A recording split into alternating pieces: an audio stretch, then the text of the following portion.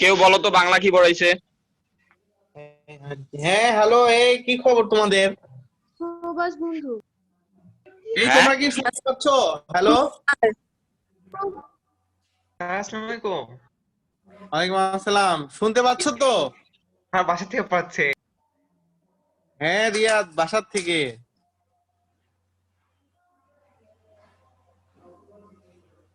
তো ঠিক আছে, নাও আমরা শুরু করে দেই। এই শোনো, সবাইকে উদ্দেশ্য করে যেটা বলার, এই যে করোনায় আক্রান্ত কিন্তু দিনে দিনে বাড়তিছে। হয়তো ডিসেম্বর জানুয়ারি, মানে এই দুইটা মাস আসলে বেশি হবে। এই যে এটা তো নভেম্বরের শেষের দিকে। তো যাই হোক, ঘর থেকে তোমরা কিন্তু মানে একটু সাবধানে বের হবে, ঠিক আছে?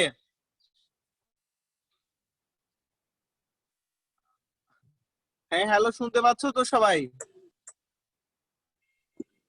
স্যার অ্যাসাইনমেন্ট জমা দেওয়ার জন্য তো বাসা থেকে বের হওয়া লাগতেছে, কি করব? এই যে খালি প্রশ্নবিদ্ধ,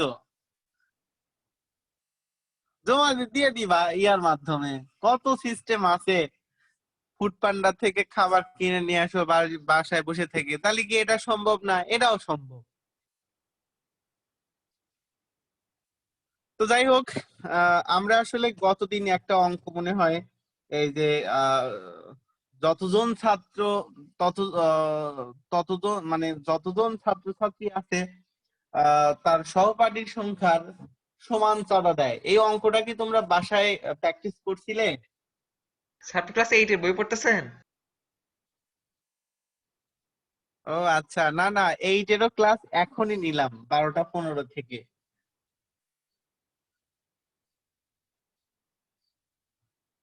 তো ওই জন্যই এই যে বইগুলা দেখছো, ওই সাথে কিন্তু আরেকটা বইও আছে। তো ঠিক আছে, অঙ্কটা করা যাক। ঠিক আছে রিয়াদ, বা সবাইকে বলতেছি। জি এই স্যার। দেখো, 27 নম্বর অঙ্ক। এই 5.2-এ কিন্তু এই অঙ্কটা, এই কয়েকটা যে অঙ্কর কথা বলছিলাম, এগুলাই কিন্তু ঘুরে ফিরে আসে। দেখো, আবারও প্রশ্নটা পড়ার সুযোগ দিচ্ছি সবাইকে। এখানে বলতিছে যে একটি শ্রেণীতে যতজন ছাত্রছাত্রী পড়ে, প্রত্যেকে তার সহপাঠীর সংখ্যার সমান চাঁদা দেওয়ায় মোট 420 টাকা চাঁদা উঠলো। ওই শ্রেণীর ছাত্রছাত্রীর সংখ্যা কত? প্রত্যেকে কত টাকা করে চাঁদা দিল? তাহলে ধরি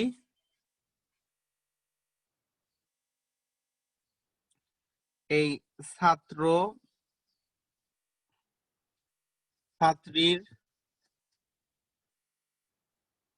সংখ্যা, এই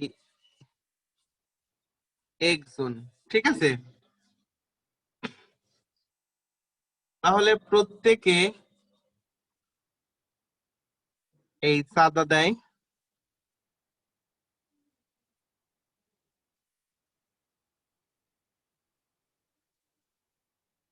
চাঁদা দেয়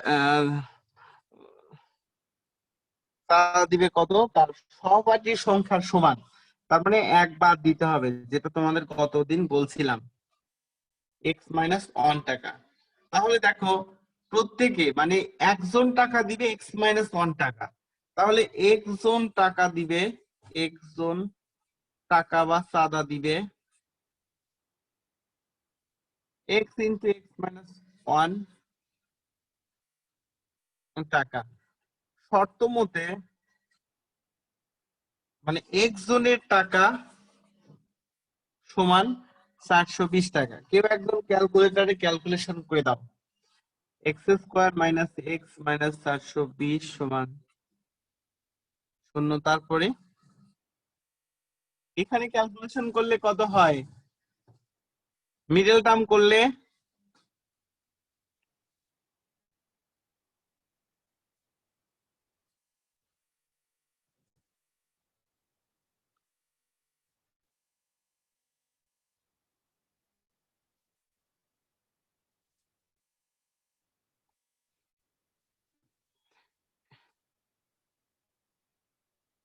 ছয় সাতটা 42 না? তাহলে 5 2 2 3 7, 3 7 21, 20 আর 21, 21x প্লাস 20x মাইনাস। দেখো তো দেখি এরকম মিডল টার্ম করলে কি সমস্যা হবে? এটা কি বুঝতে পারছো সবাই? মানে 420 এর মধ্যে থেকে আমরা এমন দুইটা উৎপাদক নিব যে দুইটার গুণফল হবে 420, যে দুইটার যোগ বিয়োগ ফল হবে -x। এটাই আসলে মিডল টার্ম, মানে মিডল মানে মাঝখানের টার্ম মানে পদ, মাঝখানের পদ পরিবর্তন করে এই উৎপাদকটা করতে হয়, এই জন্য এটাকে মিডল টার্ম বলা হয়। তো সেই ক্ষেত্রে দেখো এক্স কমন নিলাম, এক্স মাইনাস 21 প্লাস 20 কমন নিলাম, এক্স মাইনাস 21 সমান 0। x minus equals x minus x plus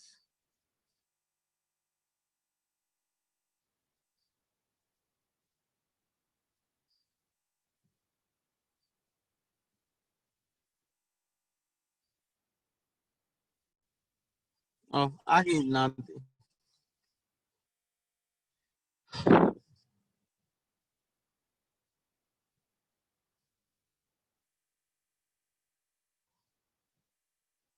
এরপরে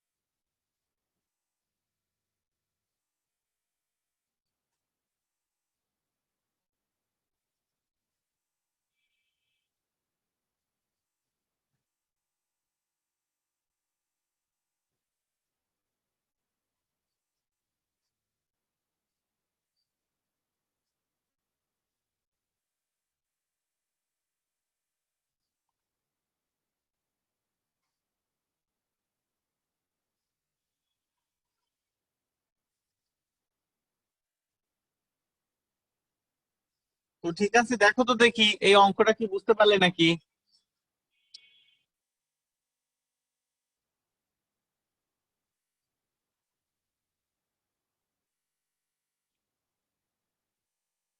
সবাই কি শুনছো? হ্যালো, জি স্যার। এটা বুঝতে পারছো তো? জি। আচ্ছা ঠিক আছে, ধন্যবাদ। তাহলে আর আমি কিছু বললাম না।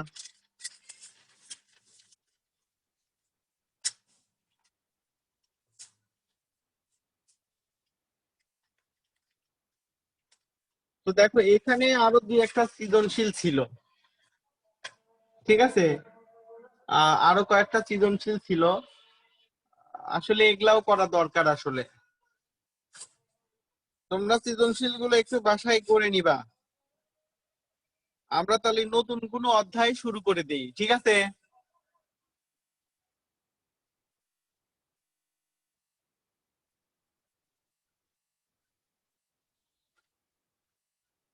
দেখো আমাদের সব থেকে বড় সমস্যার জায়গা হচ্ছে জ্যামিতি। এই জ্যামিতি হতেই চায় না। এই স্যার জ্যামিতি। আসসালামু আলাইকুম। ওয়ালাইকুম আসসালাম।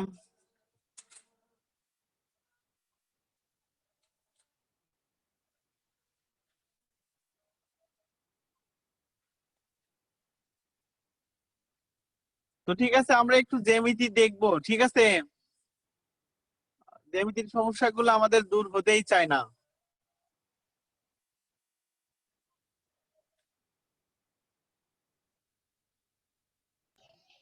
স্যার শুধু জ্যামিতিকে দেখাবেন না, আপনাকে দেখাবেন? জি জি।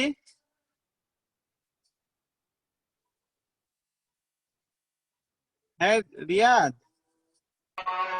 স্যার শুধু জ্যামিতিকেই দেখাবেন, আপনাকে দেখাবেন না?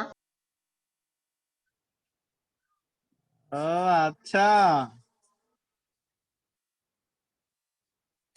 না রিয়াদ, এরকম বলো না, কারণ হচ্ছে যে এই রেকর্ড গুলো তো আবার অনলাইনে আসে, বুঝছো? এটা না বলো আর।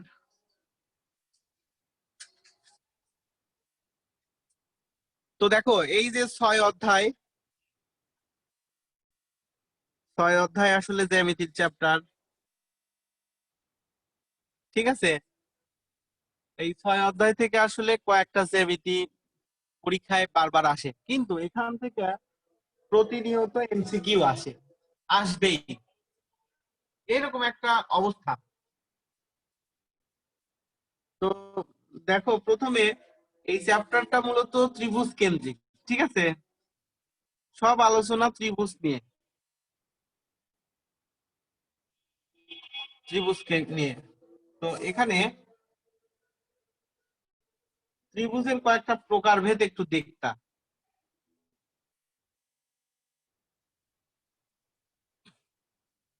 এটা হচ্ছে বাহুভেদে 3 প্রকারের ত্রিভুজ আছে, এই সমবাহু, সমদ্বিবাহু,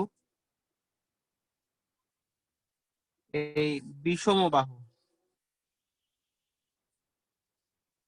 ঠিক আছে। এই 3 ধরনের বাহু হচ্ছে ত্রিভুজ আছে, যা বাহুভেদের ত্রিভুজ।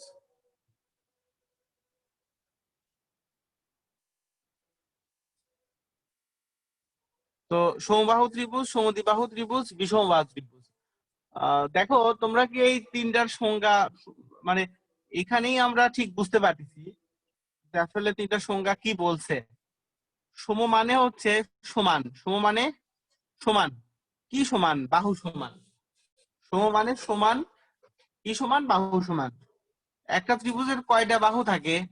3টা বাহু থাকে। সেই 3টা বাহু যদি সমান হয় তাকে আমরা সমবাহু ত্রিভুজ বলবো, তাকে আমরা সমবাহু ত্রিভুজ বলবো। এই সমবাহু ত্রিভুজের প্রত্যেকটি কোণের মান আবার জানা যায়, প্রত্যেকটি কোণের মান হচ্ছে 60 ডিগ্রি, প্রত্যেকটি কোণের মান 60 ডিগ্রি, ঠিক আছে। তো এই সমবাহু ত্রিভুজের ক্ষেত্রফলও আছে, কিন্তু যাই হোক ক্ষেত্রফলের দিকে যাচ্ছি না। তো দেখো তাহলে সমবাহু ত্রিভুজ কাকে বলে? যে ত্রিভুজের 3টা বাহু সমান, ওই ত্রিভুজকে সমবাহু ত্রিভুজ বলে। সমবাহু ত্রিভুজের 3টা কোণও সমান এবং প্রতিটা কোণের মান আসলে কত ডিগ্রি? 60 ডিগ্রি করে, ঠিক আছে। এই হলো আসলে ব্যাপার, এটা জানি মনে থাকে।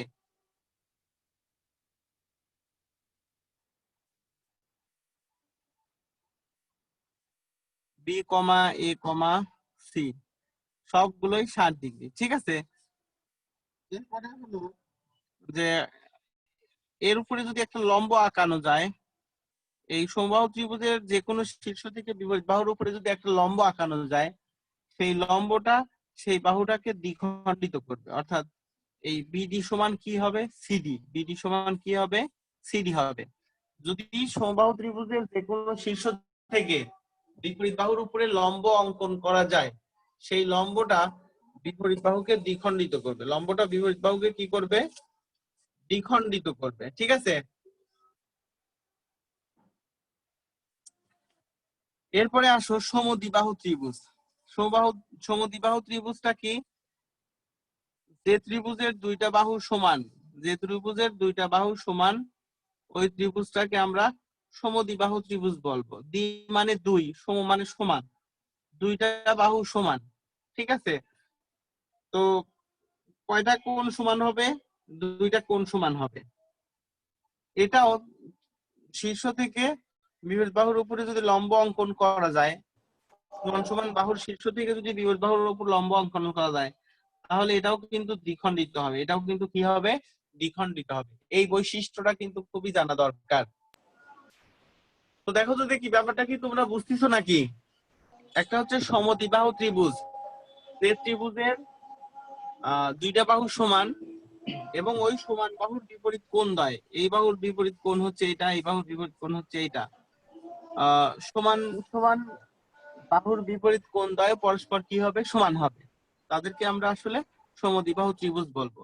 আর একটা বিশেষ শর্ত হচ্ছে, এই সমদ্বিবাহু ত্রিভুজের সমান সমান বাহু সংলগ্ন শীর্ষবিন্দু থেকে যদি ভূমির উপরে একটা লম্ব আঁকো, সেই লম্বটা কিন্তু মানে সেই লম্বটা সেই বিপরীত বাহুকে কিন্তু সমান 2 খণ্ডে খণ্ডিত করবে, এই ব্যাপারটা মনে থাকবে তো, এই ব্যাপারটা।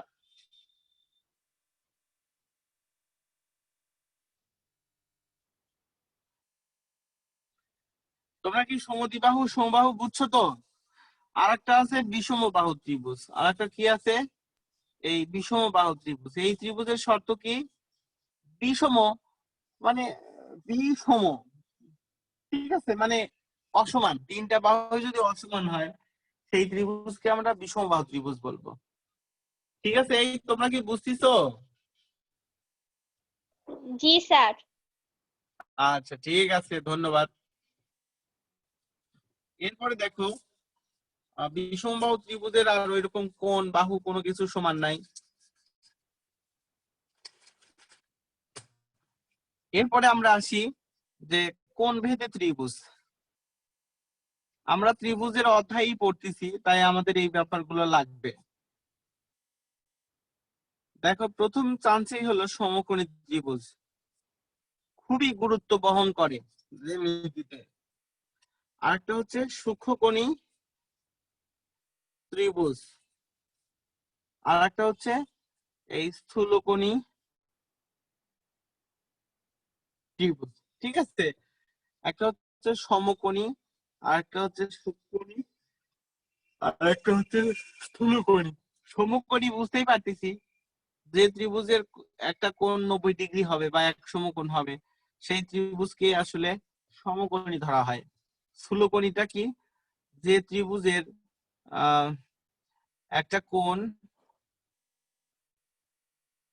এই যে এই কোণটা স্থূল কোণ হবে, অর্থাৎ 90 থেকে বড়, 180 থেকে ছোট, এইরূপ এইরূপ ত্রিভুজের কে আমরা স্থূলকোণী বলবো। দেখো এই কোণটা এবিসি, এবিসি একটা ত্রিভুজ, এই কোণটা কি কোণ? আসলে স্থূলকোণ। সূক্ষ্মকোণী মানে তো ছোট কোণ। হ্যাঁ, যে ত্রিভুজের কোণগুলো সূক্ষ্মকোণ, সেই ত্রিভুজকে আমরা সূক্ষ্মকোণী ত্রিভুজ বলবো। এই ছিল মোটামুটি আইডিয়া। ঠিক আছে, তো আমি শুধু তোমাদের এই আইডিয়া গুলো একটু মনে করে দিব, পরিচয় করে দিব।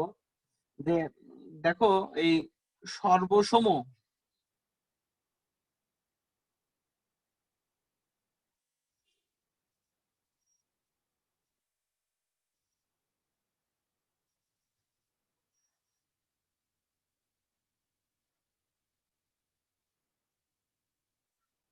সর্বসম মানে কি জানো? এই ব্যাপারটা যে আমাদের এই অধ্যায়ে লাগবে, তোমরা ক্লাস 8-এ পড়ে আসছো বৃত্ত অধ্যায়ে আর চতুর্ভুজের অধ্যায়ে।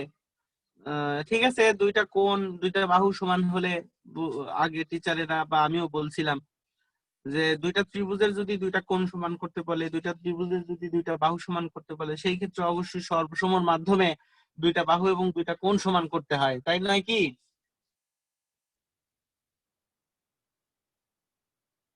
তো সেই সর্বসমর বাংলাটা কি? সর্বসম বাংলা শব্দ, কিন্তু সর্বসম মানে যদি না বুঝো, সর্বসম মানে সব দিক থেকে সমান। সব দিক দিয়ে সমান। হ্যাঁ, সব দিক থেকে সমান। ঠিক আছে, সর্বসম মানে সব দিক থেকেই কিন্তু সমান। তো দেখো, মানে আকার এবং আকৃতি, মানে আমরা জ্যামিতিতে যেটা বুঝতে চাচ্ছি যে দুইটা ত্রিভুজের যদি আকার এবং আকৃতি সমান হয় তাহলে সেই ত্রিভুজ দুইটিকে আমরা সর্বসম বলবো। আসলে কেন সর্বসম করি? দুইটা ত্রিভুজের বাহু সমান করতে চাচ্ছি, দুইটা ত্রিভুজের কোণ সমান করতে চাচ্ছি, তাহলে সেই সেন্স থেকে আমরা তো স্কেল দিয়ে মেপে সমান করতে পারবো না, তাহলে জ্যামিতিক উপায় দিয়ে প্রমাণ করতে হবে। এই জন্য দুইটা ত্রিভুজের আমরা সর্বসম করব। সর্বসমর মাধ্যমে ওই দুইটা ত্রিভুজের দুইটা বাহু এবং দুইটা কোণকে সমান করে থাকি। তো এটা গেল। আরেকটা গুরুত্বপূর্ণ হচ্ছে, দেখো এই যে এটা, যে কোনো ত্রিভুজের যে কোনো একটা বাহুকে বর্ধিত করলে, যে কোনো ত্রিভুজের যে কোনো একটা বাহুকে, যে কোনো ত্রিভুজের যে কোনো একটা বাহুকে যদি বর্ধিত করা যায়, সেই বর্ধিত করার ফলে যে বহিস্থ কোণ উৎপন্ন হবে, সেই কোণ কোণকে আমরা ওই ত্রিভুজের অন্তস্থ দুইটি কোণের সমষ্টির আকারে লিখতে পারবো। কিভাবে? এই কোণের বিপরীতে কোণ আছে এ, কোণ আছে বি, এই দুই কোণের যোগফল, এটাকে আমরা ই দিলাম, এ সি ডি। ঠিক আছে, এটাকে আমরা কি কোণ বলবো? এটাকে আমরা কি বলবো?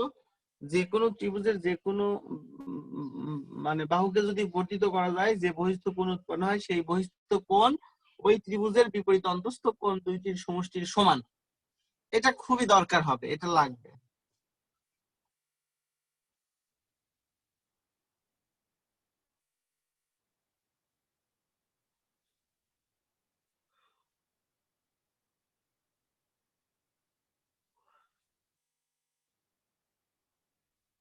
দেখো, যে কোনো ত্রিভুজের যে কোনো দুই বাহুর সমষ্টি তৃতীয় বাহু অপেক্ষা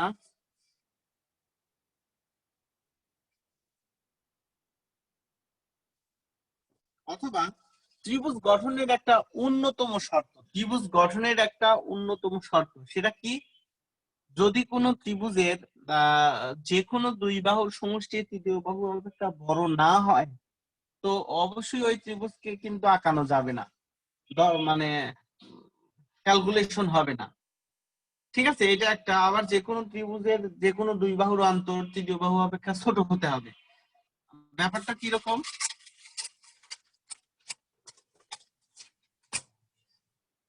ব্যাপারটা হচ্ছে এরকম, 1, 4, 6, এই যে একটা ত্রিভুজের তিনটা বাহুর দৈর্ঘ্য মনে করো, একটা ত্রিভুজের তিনটা বাহুর দৈর্ঘ্য এটা মনে করো। এটা মনে করার পরে যে কোনো দুই বাহুর যোগফল এই তৃতীয় বাহু অপেক্ষা বড় হতে হবে। তাহলে এটা কত হলো? 5 গ্রেটার দেন 6। এটা কি, এই অসমতা কি সত্য? অসমতাটা কিন্তু সত্য না, অসমতাটা মিথ্যা। তার মানে কি হবে? এটা কিন্তু তোমার ত্রিভুজ আঁকানো যাবে না, এটা কিন্তু ওই ত্রিভুজ আঁকানো যাবে না। এখন যদি তোমরা বুদ্ধি করে যে 1+6 সমান কত হয়? 7 গ্রেটার দেন 4, তার মানে এই শর্তে কিন্তু হচ্ছে,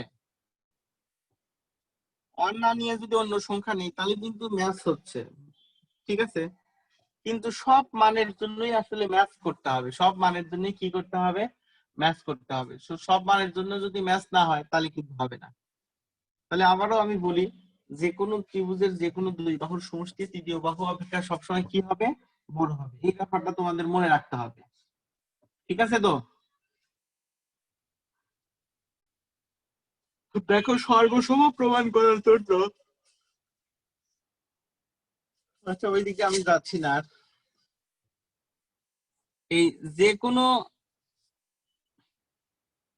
সমবাহু ত্রিভুজের যে কোনো তিন বাহুকে যদি আমরা পর্যায়ক্রমে বর্ধিত করি, তাহলে যে বহিস্থ কোণ উৎপন্ন হবে সেই বহিস্থ কোণ কত ডিগ্রি হবে? মানে সেই বহিস্থ কোণ তিনটির সমষ্টি কত ডিগ্রি হবে বলতে পারবে?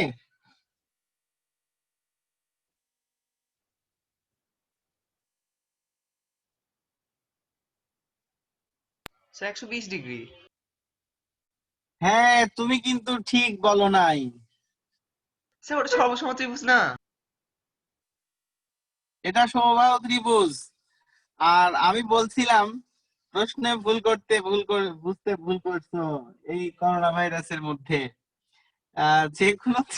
যে কোনো সমবাহু ত্রিভুজের তিনটা বাহুকে যদি বর্ধিত করা যায়, তাহলে বহিস্থ তিনটি কোণের সমষ্টি কত ডিগ্রি? ও স্যার 360 ডিগ্রি। এইবার ঠিক বলিছো, 360 ডিগ্রি হবে। ধন্যবাদ। তাহলে দেখো, আসলে গণিত ক্লাস তো তাই একেবারেই বিরক্তিকর। তো দেখো, একটা যদি ত্রিভুজের যে কোনো তিনটা বাহুকে যদি আমরা বর্ধিত করি, আহ একটা সমবাহু ত্রিভুজের যে কোনো তিন বাহুকে যদি বর্ধিত করি, তাহলে বহিস্থ কোণ তিনটির সমষ্টি কিন্তু 360 ডিগ্রি হবে। আসলে রিয়া ঠিকই বলছে। তো এই হলো আসলে আমাদের এই চ্যাপ্টারের একটু বিষয়, যে এগুলা না জানলে আসলে পারা খুব কঠিন। তো আমরা আসি, এবার কাজে আসি। আবার দেখো, এই সমবাহুকে নিয়ে আরো কত কি আছে, যে একটা সমবাহু ত্রিভুজের তিনটা মধ্যমা একটা সমবাহু ত্রিভুজের তিনটা মধ্যমা পরস্পর কিন্তু সমান হবে, তিনটা মধ্যমা পরস্পর কি হবে, সমান হবে। এটা যদি একটা সমবাহু ত্রিভুজ হয় তাহলে AD সমান B সমান CF, এটা কিন্তু তিনটা সমান হবে। এই যে আসলে আমরা সবসময় চেষ্টা করি কি জ্যামিতিতে কোন কোন প্রশ্ন পরীক্ষায় আসবে ঠিক সেই প্রশ্ন পড়ে আমরা রেখে দিই, এটা কিন্তু ভুলেও করা যাবে না। কারণ জেনারেল ম্যাথে আসলে A+ পাওয়া যায় না, জেনারেল ম্যাথই A+ মানে মিস হয়। তো এই জন্য আমাদের কিছু কিছু চ্যাপ্টার আছে যে চ্যাপ্টারের খুঁটিনাটি আমাদেরকে অবশ্যই জানতে হবে। যেমন 6 নাম্বার অধ্যায়, যেমন 1 নাম্বার অধ্যায়, 14 নাম্বার অধ্যায়, ঠিক আছে? এই অধ্যায়গুলো 12 নাম্বার অধ্যায়, এই অধ্যায়গুলো জানার খুবই দরকার। খুবই মানসিকতা যদি ওইরকম না থাকে তাহলে মনে করো যে এখান থেকে যে এমসিকিউ গুলো আসবে সেগুলো তোমরা পারবে না। তো এই হলো বিষয়। এরপরে দেখো আরো সমস্যা আছে।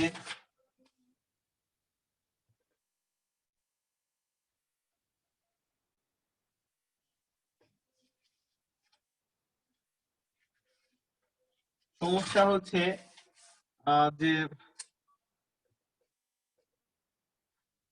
ওই যে কোনো ত্রিভুজের, দেখো যে কোনো ত্রিভুজের যে কোনো দুই বাহুর মধ্যবিন্দুর সংযোগ রেখা, বুঝছো, তৃতীয় বাহুর কি হবে, অর্ধেক হবে। তৃতীয় বাহুর কি হবে, অর্ধেক হবে এবং সমান্তরাল হবে।